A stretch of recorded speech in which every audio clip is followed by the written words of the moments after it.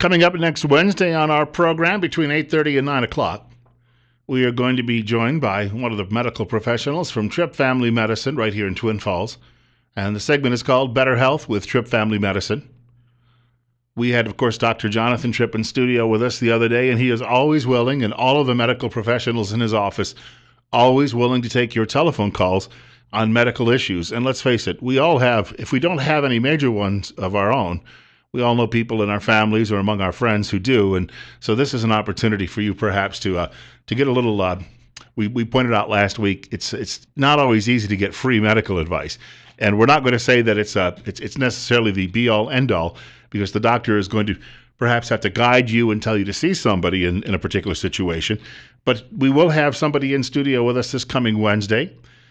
Better Health with Tripp Family Medicine between 8:30 and 9 o'clock. So I urge you, if you have a question or comment, keep that under your hat until Wednesday morning, and we'll try our best to address that. Tripp Family Medicine is right here in Twin Falls, across from the post office on Fillmore.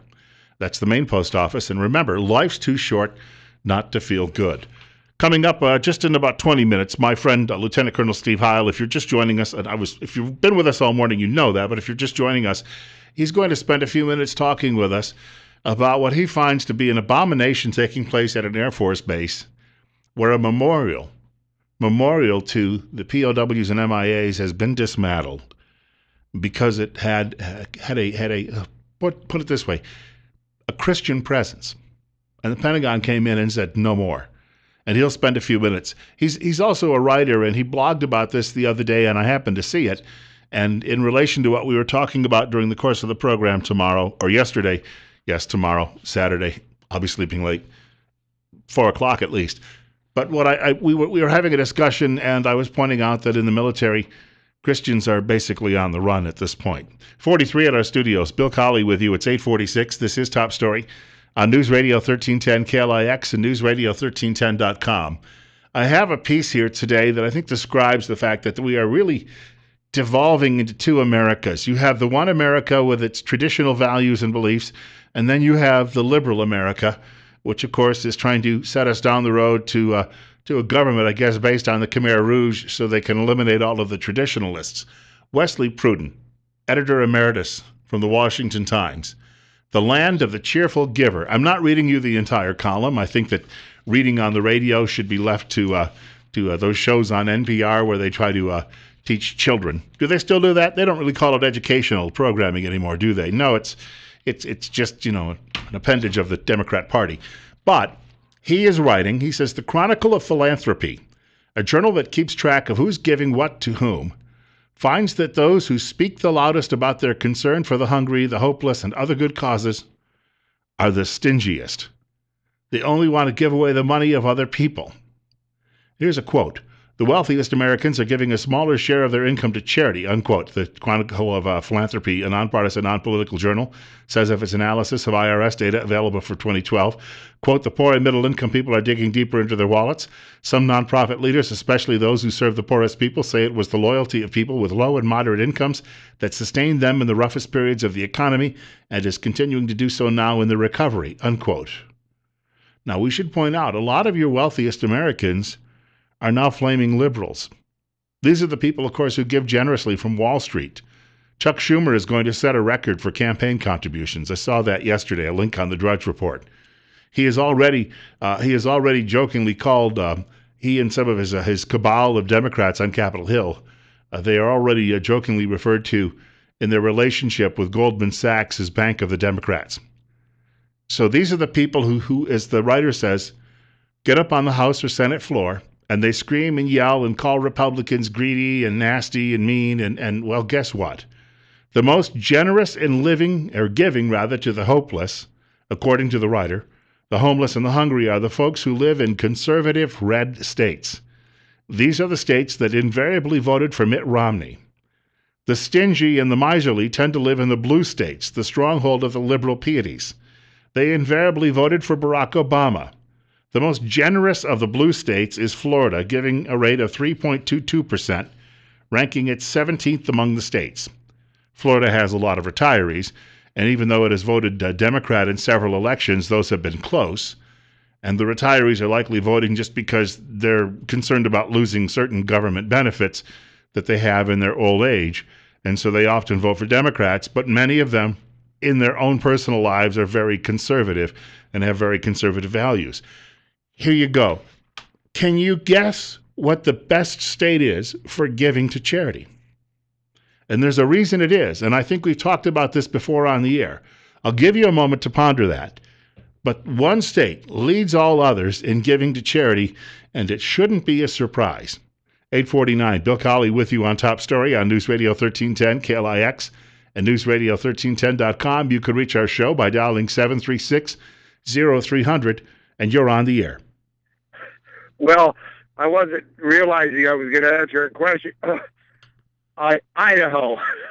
Very close. Geographically very close. You wouldn't have to drive far from Idaho to find it. Utah. Ding, ding, ding, ding. Give that man the cigar. Hey, this is the thing. There's a Harvard professor who has a student from China.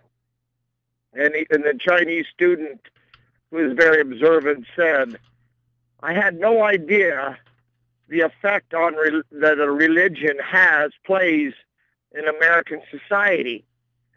In other words, our willful desire to do the right thing is what makes America work. And if you talk about our beliefs that if you sow a good seed, you will reap a good harvest. But if you don't believe in that, and you live in a blue state, and you think you're going to somehow dictate your own future against the will of God, so to speak, then you are constantly at odds with the whole situation, and it's nothing but a fight. And they're either lazy or mad or controlling or whatever. But you see, us, poor people who cling to our guns and our religion, we believe that there really is good in the world, and that we can do good create good by doing good. I had a friend who ran for Congress several years ago, and he had lived in Northern Virginia for decades, where he attended the McLean Bible Church, which is run by the pastor Lon Solomon, who's a fairly legendary figure among evangelical Christians. And then my friend moved, and he ended up joining a congregation of Reformed Presbyterians, and these are the conservative Presbyterians who adhered to the way the faith was perhaps in the 1800s before the church cleaved at that point. And he was running for Congress, and he was being criticized by the media and by the left for his Christian faith. And he said at one point during one of these debates where he was just getting skewered, he said, tell you something, would you rather have someone like my opponent who really is kind of wishy-washy about his faith in office, or would you rather have someone like me who believes I'm answerable to a higher power? I think it's a wonderful question. Well, that's the thing. See, you either really, you really do believe that there is a God who knows every thought you ever had, will have, every hair on your head when a sparrow falls, whatever. And if you truly believe that, and you say to yourself, okay, I'm going to just, however the chips fall where they may. My mother she was an extremely Christ-like woman. She was a Christian to her very core. And she said to me, you have to give it to God, Randy. You give it to God, son. Give it to God. And I used to not know how that was. But you see, when we try to think we're going to somehow control it, we have to just give ourselves to the Lord, so to speak, and allow His will to be done. It isn't, I found that it isn't opposed to anything against. If I have a righteous desire, then a righteous desire in my mind can be materialistic things like maybe a vehicle or a trip or time with your family. It doesn't have to just be, glory to God, so to speak. I think you're spot on, and I want to thank you for the telephone call. He brought up something that just quickly clicked in my head. While I was sitting in just observing an hour of Catholic radio yesterday, I was listening to some of the testimonies from the other guests, and I had to think about my own, and I had to think about some of the changes in my life. Being a faithful Christian has not made me a wealthy man. I'm well fed, though, which I guess define wealth, right? Define what wealth really is. It's not necessarily a big bank account or a stock portfolio or large homes, holdings in real estate. It's none of that. But I don't think that I'm materially wealthy. But on the other hand, and I've gone through some what I would call genuine crises over the last 15 years of my life on three occasions. And in each one of those occasions, I discovered as my faith deepened, I don't live in fear anymore. See, I think that's the key of it. These things are important for that reason. And when you suddenly, because so many people spend so much time worrying, the birds the birds of the air don't, right? God's going to provide for them tomorrow. They're going to find something to peck at on the ground and they'll be fed. And we have to look at it, I think, sometimes that way. Utah, by the way, because we were talking about this subject, statewide average rate of giving income is 6.5%. Now you realize in the LDS Church, generally everyone is giving 10%. So 6.5%, when you average that out across the state, you have people who don't tithe, and then you have people in other faiths who are tithing. It still comes out to 6.5%. That's the highest rate in the country, and it is very much a red state. Mississippi, often considered the poorest state in the land, Mississippi is number 2. See, this is what I think shocks people on the left. There was a professor at Syracuse University during it was about 2004, 2005, so middle of the last decade. And he set out to do some research, and he was a flaming liberal. He admitted it. I had him on a radio show when I worked in Syracuse to talk about his results. He set out to prove that his fellow lefties were far more generous people than those evil, rotten conservatives who were just looking to trample over the rest of us. And he did his research, and it got peer-reviewed, and it passed the peer review. So in other words, people said there's obviously no testing bias because the result was conservatives, he found, were far more generous. And he was initially shocked by this, but his peers reviewed his work and said it's fine. Well, some years ago, there was a group that arose calling themselves an alternative to the Tea Party. They called themselves the Coffee Party. They would have these meetings in San Francisco. I saw photographs of some of the meetings where 15 people would show up in one of the biggest cities in the country and all looked like they were ready to fall asleep. Or Tea Party rallies in Washington, would bring out 1.5 million people. But anyway, they claimed that they were a big majority of the American public, and that if we just listened to them and that if we did things their way, the country would be so much better off. I joined their Facebook page, and for a while they allowed me to actually post things there, even though I was in disagreement, because, hey, let's face it, we should have a dialogue here, right? And when I mentioned that conservatives were more generous, I got a bunch of naysayers telling me that was baloney. So I posted a link to the professor's research. You know what? It only made them angrier. Then they barred me from the Facebook page. Because you know what happened? As soon as they saw the evidence, they put their hands over their eyes, or their hands over their ears, or both, and were in a state of denial. They could not bring themselves to acknowledge that they are not irreligious in the sense that conservative Christians are. Their religion for them is big government. But like religion, you have certain dogma, you have certain foundations, and when it's brought into question, there is always a period of denial for anybody. So when it comes to their secular faith, they are in that denial stage when you bring something like this to them, and they refuse to believe it. Even though I provided the link and I cited the study and all the details about the peer review and everything else, they refuse to believe it. And I find that a lot among Lefty. I also find Lefty is not really interested in dialogue. Lefty would perhaps want to silence all of us because Lefty believes, again, he is the smartest person in any room that he walks into, and he needs to bring the rest of us along, and whatever means necessary are what he would like to employ. And totalitarian? Perhaps. We have a break coming up, of course, for news from Fox at 9 o'clock. Coming up in the next half hour, we'll spend some time talking to Lieutenant Colonel Steve Heil, who's a retired Air Force veteran, retired after 20 years in the service, going to be talking with us for a few minutes about the effort to cleanse faith from the American military. Details coming up in just a few minutes. Bill Colley with you this morning on Top Story on News Radio 1310 KLIX, as well as online, where you can hear us anywhere all over the world at newsradio1310.com.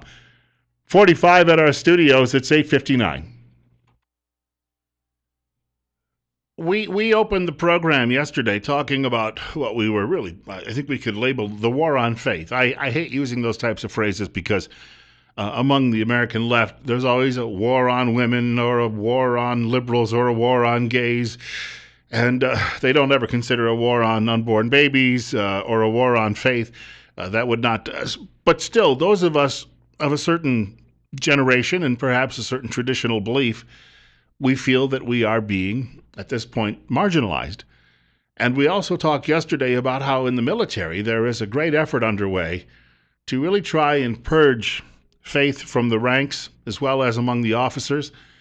And while we were talking about that, I was thinking about a blog post I saw earlier this week, written by a friend of mine, and he was saying in his blog post that General Curtis LeMay, who with the Army Air Corps in World War II really helped bring about a quick end to that war, and then through the Cold War, he was really the stabilizing force for the U.S. military, I think, as a whole, during the years of the Cold War with the old Soviet Union and Red China, and the point my friend was making was LeMay would rise from the grave if he was to see what was going on. And now, of course, he doesn't mean this literally. A lot of people, on the other hand, say if he did, he'd really go in there and kick some tail. But that this would so upset him that LeMay would basically say enough. And you know what? People would probably listen. We're joined by my friend this morning. He's been on the program with us before. And, of course, if you've not yet heard him, his name is Lieutenant Colonel Steve Heil. First of all, welcome back. Always good to be back. Right off the top, you wrote this piece the other day about this situation. Is it Patrick Air Force Base in Florida? Yes. It's part of the Cape Canaveral Space Complex. What's happening there? Well, what has happened there that caught my attention and many others in the military. Military facilities across the country have had for decades now a POW-MIA table, usually in the foyer, or a lot of VFWs and American Legions have them as well. But they're there to honor our missing and our prisoners of war. And it's a table set with different things that represent valor and those who are missing. And there's a slice of lemon that signifies the bitterness of what they experienced during their captivity. But and then a hat from each of the 5 services and 6 empty chairs. But the thing that also has always been included is a Bible on the table. Well, recently an officer at Patrick decided that the Bible had to go. He was an atheist, and he complained about the whole thing about separation of church and state. He complained to his congressman. His congressman pressed the higher-ups within the military system, and the word came down for the base commander to remove the Bible from the table.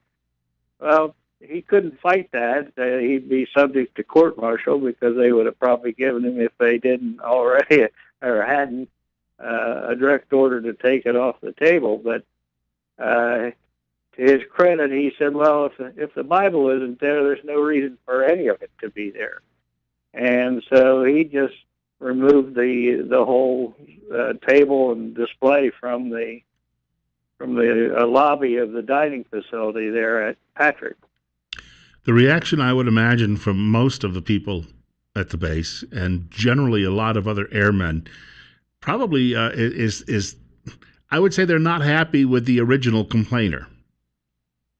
Well, no, I don't know where this guy is going to go now. He's going to be a pariah on the base, for sure, and that would follow him wherever.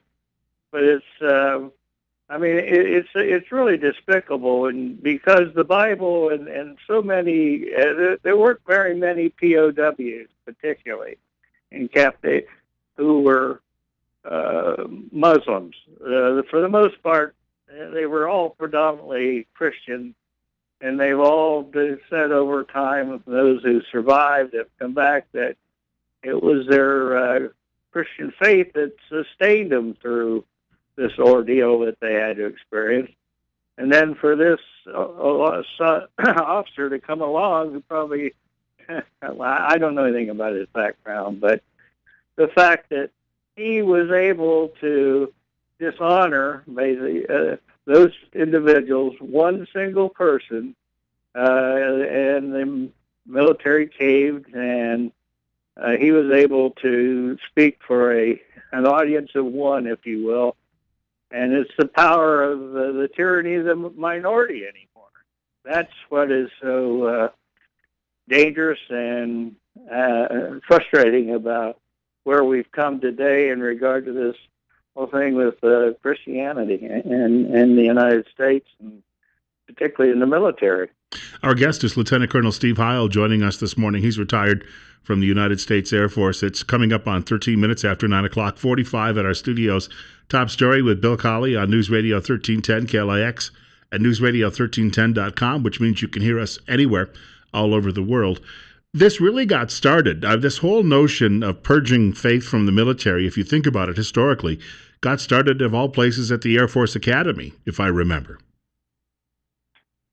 Yes, it did. There have been several incidents. One of the ones that comes immediately to mind that I thought was ridiculous. The Academy for years used to do Christmas care boxes, and I forget whether it was for a particular church or somebody in the region of the Academy, but they would save shoe boxes and then fill them with different things. I think it was primarily for children, and then at Christmas time they would distribute them.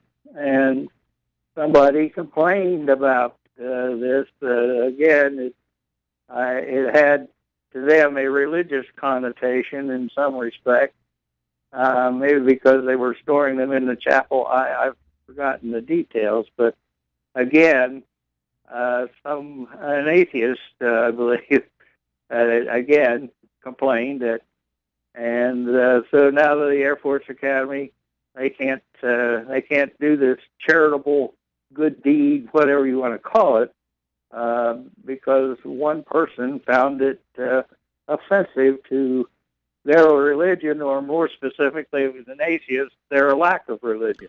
You, when you were a young officer, and I was mentioning this, I posted your blog on our website this morning for people who would like to look at that. And if they go to our website, newsradio1310.com, they can take a look at the website. There's a tab that says On Air. They click On Air. They see my name.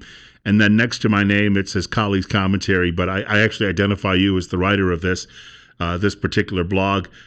So you're cross-posted now. But I referenced the fact that you knew, as a young officer, General LeMay and also General McConnell, when they were just the two of them had recently retired as chiefs of staff. How do you think they would react to this if they happen to be in that position today? Well, I can assure you that both of these officers and these generals, if they were put in the situation of having to choose, would have fought this to the bitter end. They would not have just rolled over and said, let's take that Bible off the table without first having, and I would even imagine particularly General LeMay would be having a meeting with the commander-in-chief, and would probably request a meeting with the congressional with Congress as well, and particularly the congressman who was the one who fomented this problem. So, and they would have fought it. It would have never come to this. No, but that's the difference.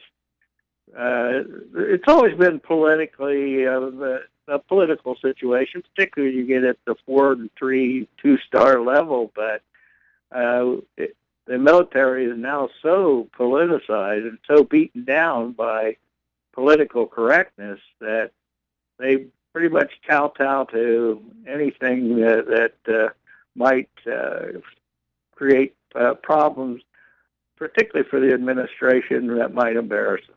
Got a couple of minutes before the break, and I hope you can stick around through the break because I wanted to talk about some comments you made to me a couple of weeks ago about Mike Krzyzewski. But before we do that, you saw that link on Drudge yesterday that says that the military, morale in the military might be at an all-time low. Are you at all surprised? Oh, no, absolutely not. I mean, I've done that without a study. In Kentucky, you don't have to talk to very many people that are still have contact with and friends and associates that were in the military, and in some cases still are, over the last 5 or 6 years, to know just how bad this situation is as far as morale. And can you blame them? Because it's been demonstrated time and time and time again, particularly by the highest ranking of all military officers, if you will, and that's the commander-in-chief, who for the first time in the history does not have their back. And they know it. They're not stupid. They see it. They feel it. And how can you ask somebody to put your life on the line when you know if you're captured, you'll languish in a prison somewhere, as the Marine is now in Iran? It's just, I don't know why anybody would want to join the military today. Or if you're captured as a deserter, he'll come and get you back. Yeah, so the best thing to do if you think that you're capturing them, go AWOL and desert, and you'll become a political pawn, and you'll get out. And that's absolutely despicable. Contentious issue, of course, among this audience. Look, if you can stick around a few more minutes, I've got a couple of questions about Duke basketball coach Mike Krzyzewski, who you know personally, and just some of his reaction to what we see going on. We'll do that in just a minute or so. Lieutenant Colonel Steve Heil is our guest on Top Story this morning on News Radio 1310 KLIX and newsradio1310.com. You're listening to Bill Colley, of course, too. And I'm here until 10 o'clock this morning. We've got more coming up with the Colonel in just a moment. The most successful coach, basketball coach in college basketball history is a fellow named Mike Krzyzewski, whose Duke Blue Devils just won another national title a couple of weeks ago. And shortly after that, Coach K, as he is known, was speaking with some military officers and had some rather, but not direct, but he had some pointed comments to make that everyone knew were aimed at the President of the United States, who our guest was telling us just a few minutes ago does not have the back of anybody in the military. It's 9:24:46 at our studios.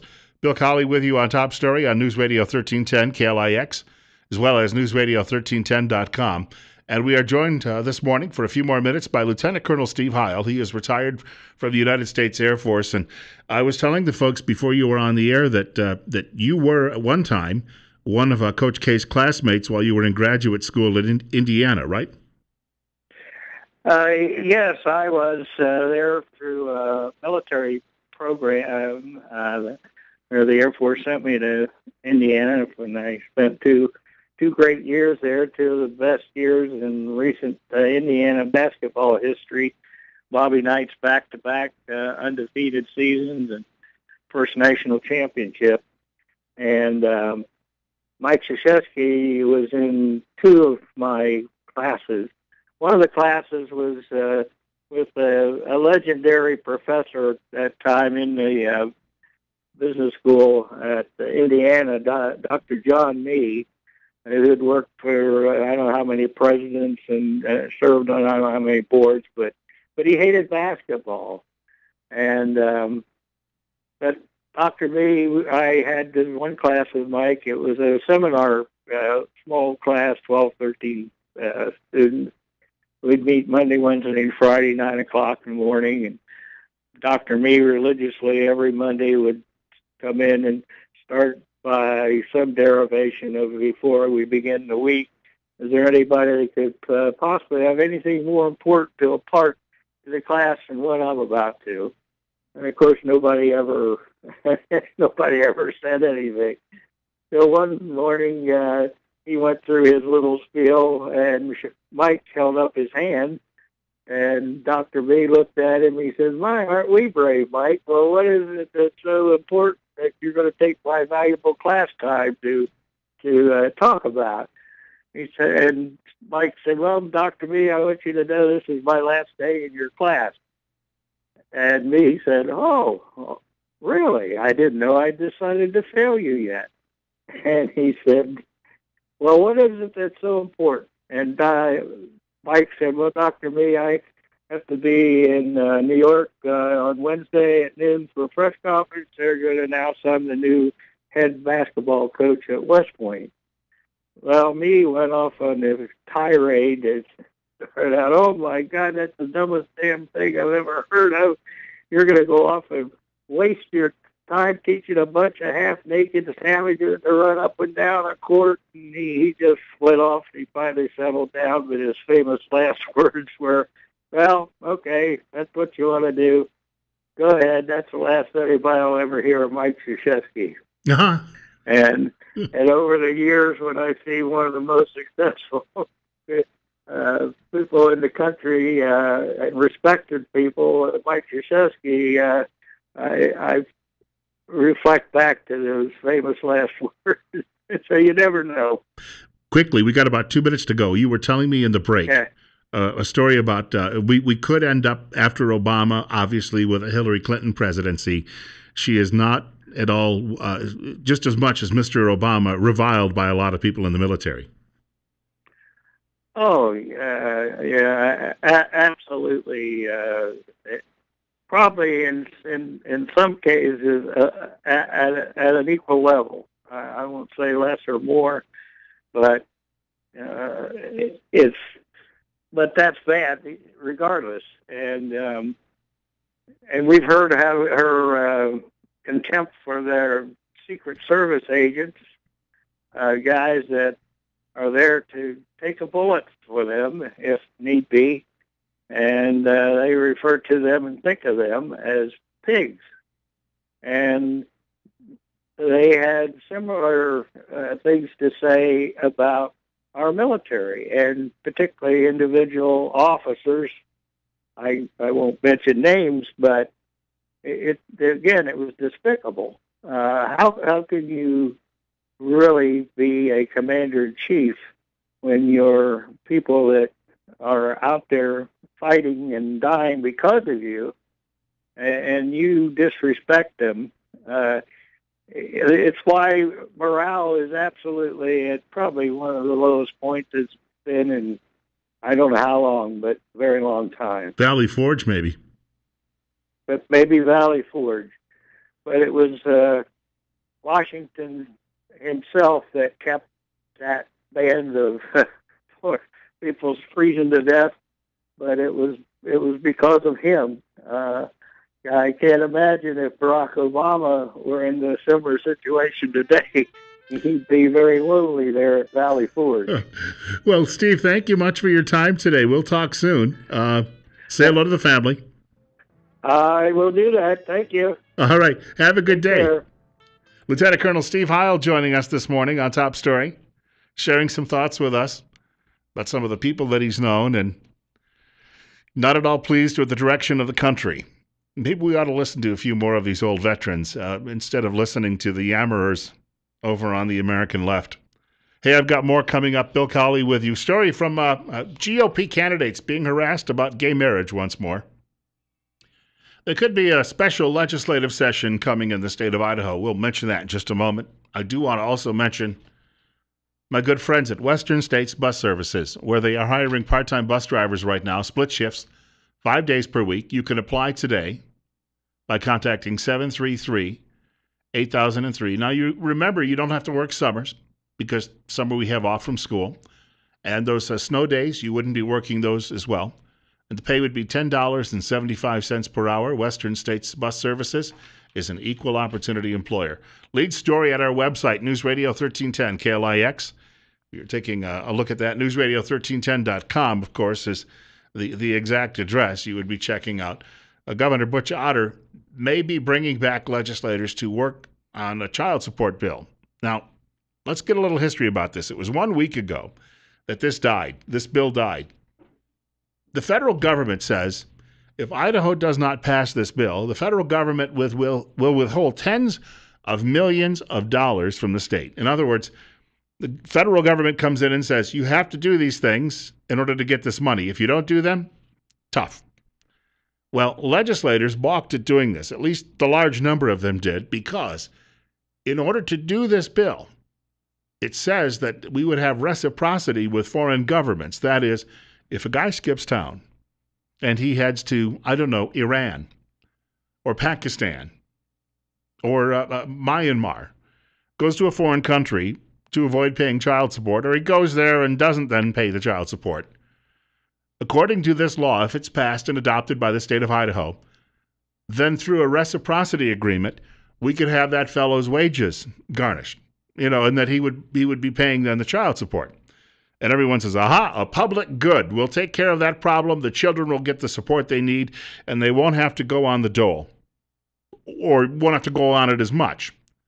The problem is, if this law is adopted, it would also make the United States subject. Now, you are going to hear, you will pick up your local newspapers on Sunday, Times News included, and you will look through the op-ed pages of those newspapers, and you will see the screaming memes of the left saying, oh, this is just a bunch of baloney.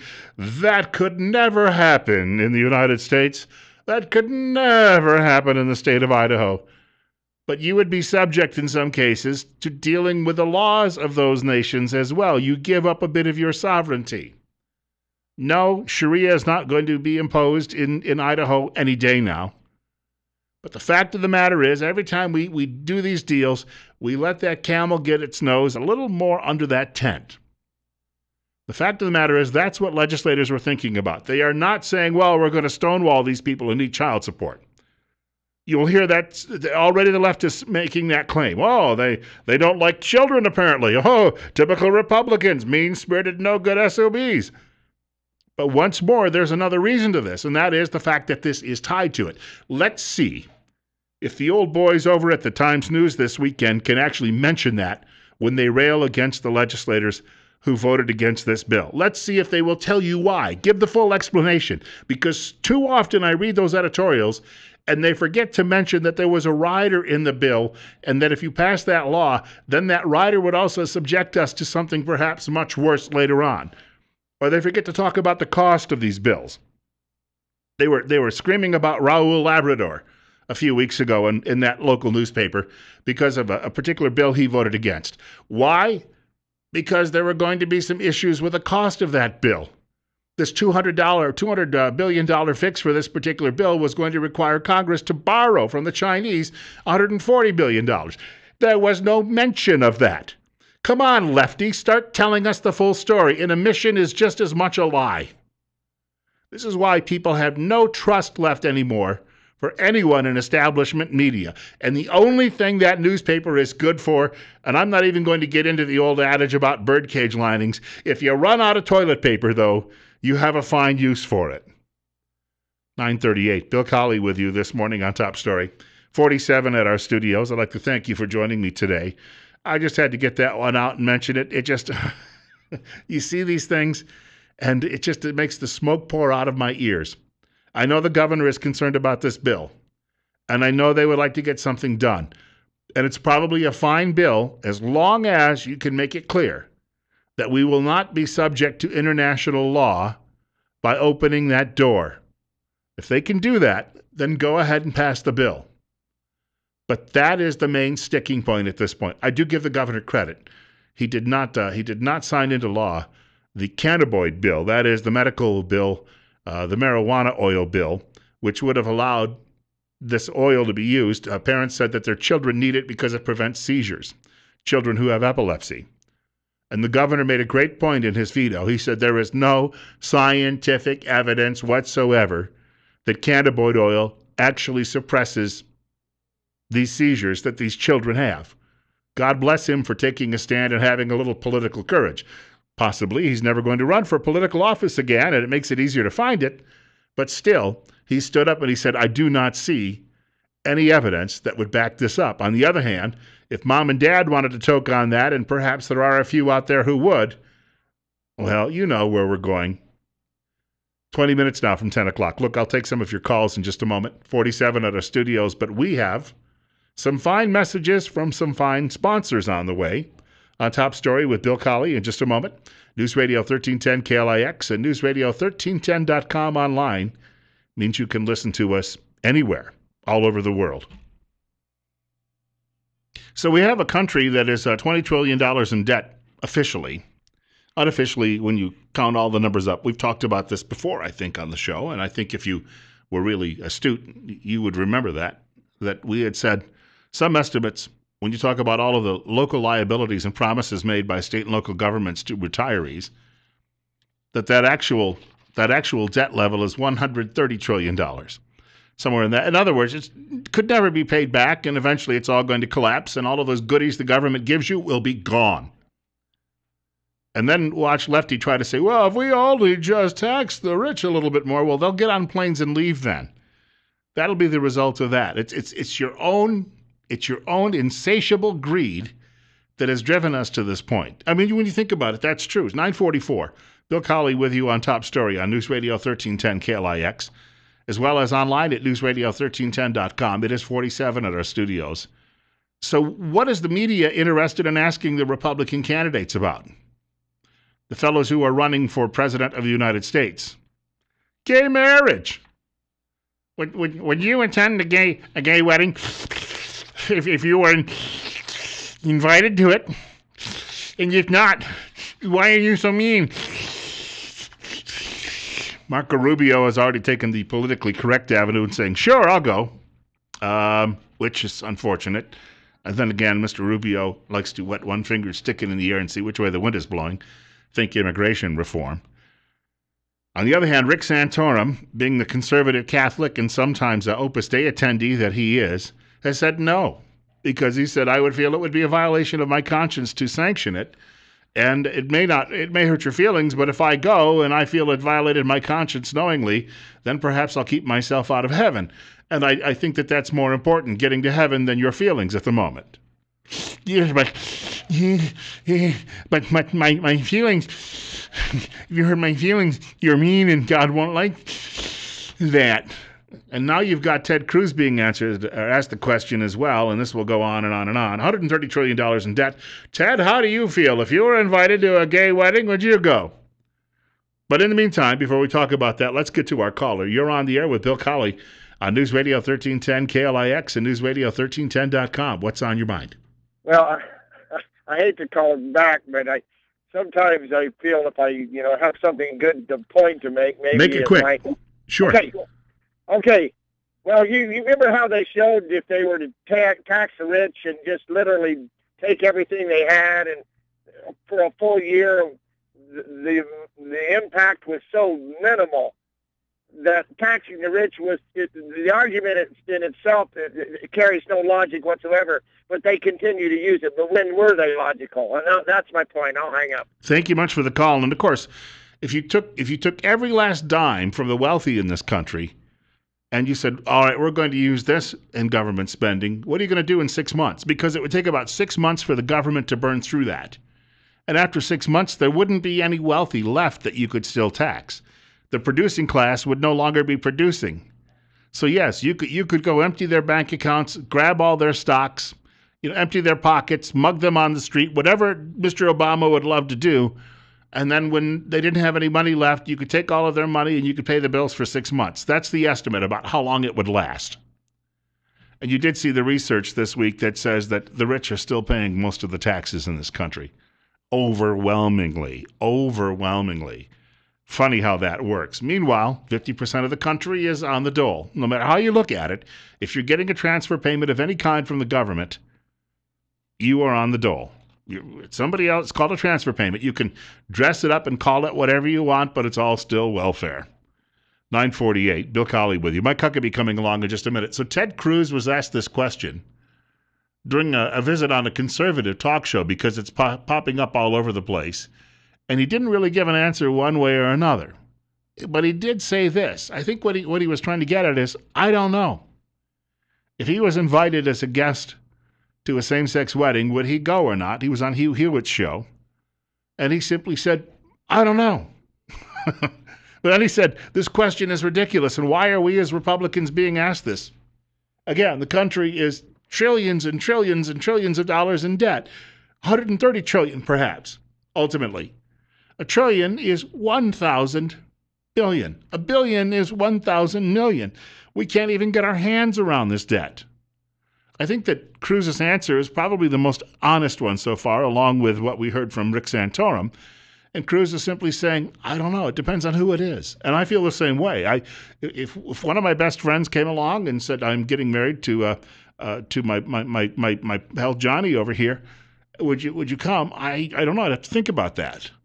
It depends on, I guess, the friendship we had. But I could tell you right now, I'm leaning against no. I'll send you a gift from the registry, and we'll just leave it at that, and that'll be the end of it. And, no hard feelings, but I'm going to be out going for a walk that day. Coming up on the Huckabee Report in just a moment. Governor Huckabee, as we pointed out, he mentioned it the other day. He's a short timer on the report because, of course, he's going to be throwing his hat in the ring, too, announcing he's a candidate for President of the United States, and that means he'll be away from radio for a time, at least the daily update. The Huckabee Report is brought to you exclusively by the financial advisors at Waddell & Reed in Twin Falls. The telephone number is 736-6563. That is 736-6563. And, of course, we'll have a couple of minutes to wrap up afterwards, so if you have a comment or question, stay there. We still have some time left. About 6 minutes now away from 10 o'clock this morning. Bill Colley with you on Top Story on News Radio 1310 KLAX and newsradio1310.com. And God willing, and the creek don't rise, I'm back here on Monday. I'll get that out of the way now because my telephones are busy. You're up next, and you're on the air on News Radio 1310 KLAX. Great. Go ahead. Okay. Well, Bill, I'm just so glad you're doing such a great job keeping everybody informed. But as crazy as everything is, I want everybody to take a breath, and I'm going to invite everybody to Rob Green Auto Group tonight at 7 o'clock for the Art and Soul opening gala. And honestly, it will be just a real mind-blowing and calming experience all at the same time. And the art's going to be fabulous. And I just want to invite everybody and let them know that it's going on. And thank you for taking my call. Thank you. 7 o'clock tonight. The weather will still be good. Sun will be out. You're up next. You're on the air with Bill Colley on Top Story. Yes, Mr. Colley. This is Dunlap calling. Sure. A few minutes ago, I thought I heard you say anyone who receives a governmental check is on the dole. Yep. Sir, I served 30 years in the military. I receive a military pension. I receive a military disability check. Someday I might get a Social Security check. My wife is. I earn my money. That's not dole money. All right, I'll agree with you on that count. Neither she nor I will live long enough to get it. We are not on the dole, sir. I will agree with that. I will. Thank you for correcting me on that. Let me make a different point here on that then, because he's spot on. His service, he is getting a check simply because of the efforts he made and what he gave to his country. So it's a paycheck for him. Let's be honest about that. But what I'm referring to when we talk about a lot of these other issues, a government transfer payment, Social Security is a good example. I had a woman tell me one time, I paid into it and I'm going to get it back. Well, most people, not saying all, most people get far more back than they ever paid into it, number one. Two, it's not in a lockbox, as Al Gore used to say it needed to be. It's a tax you pay, like any other tax, and the government just grabs that all and then overspends. So let's be honest about that. But a lot of people resent the fact they claim that the check they're getting is not. The economist Robert Samuelson says, call it whatever you will. Call it whatever you will. If semantics, that is changing the name of it, makes you feel better, then go ahead. But the fact of the matter is, when you take money from some people and then the government sends you a check, you can call it, and some people are getting what they call welfare. Some people are getting assistance for their children. Some people are getting Social Security. Some people are getting, you've got all of these different programs. What's the difference ultimately? It comes out of somebody else's pocket and it goes into yours. You can call it whatever you want. You can call it blue. You can call it welfare. You can call it my entitlement. The fact of the matter is, ultimately, if it's coming out of my pocket and it's going into your pocket, it's a transfer payment. And people out there have to realize it that way. Now, I give him credit for saying, at least making that point. He doesn't see it that way. But he earned it because he earned it in service to his country. And we do make exceptions for that. We understand that people who actually have a disability, especially a service-related disability, they made a sacrifice for that. So I would say that that's not the same thing. He made a covenant, the country made a covenant with him, and he gets a check for a very good reason. But the rest of us, whether you've ever been on unemployment, any of these other things, I know people say, well, I paid into it. All of us paid into it. But most of us are getting back far more than we ever paid in. That's why the country spends twice as much as it brings in. I think we're all clear on that, right? And whether people's feelings get hurt or not, I think if you look deep down in and you understand that, money from one person's pocket going into another person's pocket, call it whatever you want. It's still all the same thing, ultimately. 9:59, Bill Colley with you. Rush Limbaugh coming up following Fox News at 10 o'clock. And then, of course, Sean Hannity just after 1 o'clock news, Glenn Beck just after 4 o'clock news.